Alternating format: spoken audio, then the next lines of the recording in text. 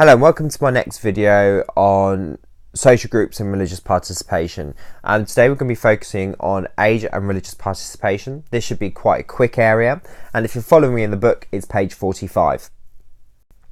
Now, research evidence clearly shows that in the UK, older people are more likely to go to church.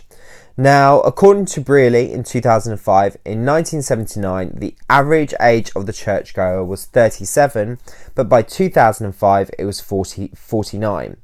Now, in 2005, nearly 60% of churches had nobody attending between the ages of 15 and 19, which is quite a worrying statistic because it's demonstrating that the elderly are the most dominant group within the traditional churches, which could mean that you would have a grey congregation, which as a result, as they eventually start to die out, will that organisation start to die out as well?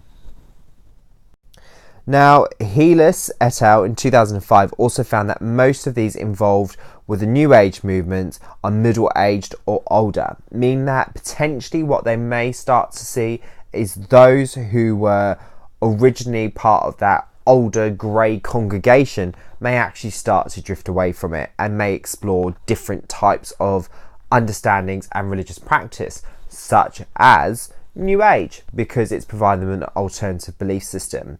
So what we'll start to see here are empty churches with no bums on seats, just like my picture demonstrates. Now, David Vose and Alistair Crockett in 2005 identified three possible explanations for the preponderance of older people participating in religion.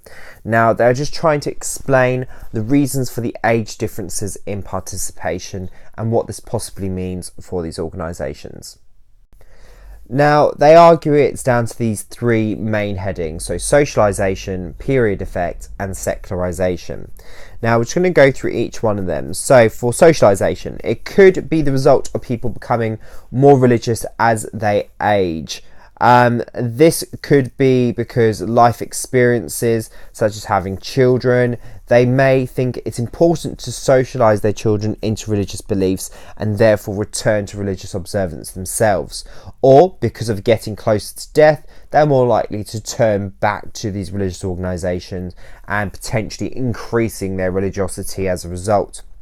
Next one, period effect. There could be a period effect where those born in particular periods of time or a particular cohort of religious participants are more likely to be more religious than those born at any other time, which seemingly, from the statistics that we've looked at from Brearley in 2005, those obviously before those born within 1979 were generally a lot more religious than those who were born later on within their lives. So 2005, significant decline in terms of church attendance statistics as well.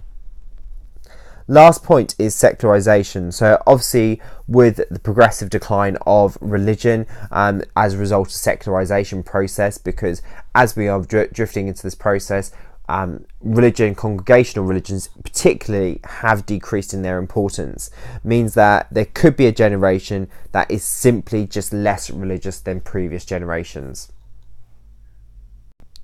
Now, using the British Social Attitude Survey, Voss and Crockett found no evidence that people became progressively more religious over time, or that specific cohorts or congregations were becoming less religious.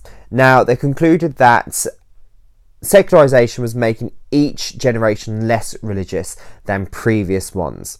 Now, there was progressive decline partly because each generation was less inclined to socialise their children into religious belief than the previous generation. And that is because religion's lost its importance within individuals' lives. So, therefore, the perfect example of those statistics which we saw with Brearley earlier, where there were nobody attending churches between the ages 15 to 19 in 2005, is going to become an even wider gap. So because individuals are decreasing the importance and their willingness to observe a religion or traditional religion. Now, Heelis in 2005 believe that the New Age beliefs in the holistic milieu are growing rapidly despite few young people being involved with it. Now, this means that, obviously, as we've identified, the older generation are turning to these New Age movements, meaning as a result, we are going to see a plethora of New Age movements really starting to emerge and start to dominate instead of these traditional religions maintaining a steady growth throughout each generation. Now, that is it for today. If you've got any questions, let me know.